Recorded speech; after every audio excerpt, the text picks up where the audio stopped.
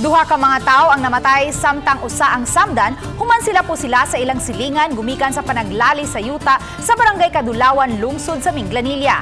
Ang mga namatay mao sila si Alfredo Herbias, 67 anyos, ug ang iyang anak nga si Marjorie Herbias Caparida, 30 anyos, 17 ka buwan nga mabdos. Samtang samdan ang anak ni Alfredo nga si Florgin Herbias Batastas, nga 36 anyos. Ang nadakpan nga sospek mao si Virgilio Ubas Sayago, 62 anyos, nagpuyo sa maong lugar kinsa bayaw ni Alfredo ug nakuhaan og paltik nga .358 revolver. Base sa spot report sa Minglanilla Police Station, gibutyag sa nakasaksi sa krimen nga si Sefria si Kuya Herbias, 63 anyos, asawa ni Alfredo, nga adunay nahitubong panaglali sa yuta sa wa pa nahitabo ang krimen. Dugay na usab nga adunay issue sa away ang duha ka habig.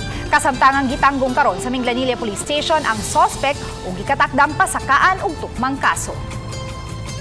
Allegedly, ang base dun sa pag-imbestiga natin, ang away nila ay dahil lang sa awayan nila sa lupa. At nung nakaraan daw ay nagtanim ito ng niyog. Tapos sabi niya ay pinatay ng mga biktima yung tanim niya ng niyog. Gumikan sa utlanan, ma'am. Alubi nga sige nilag ibot, ma'am.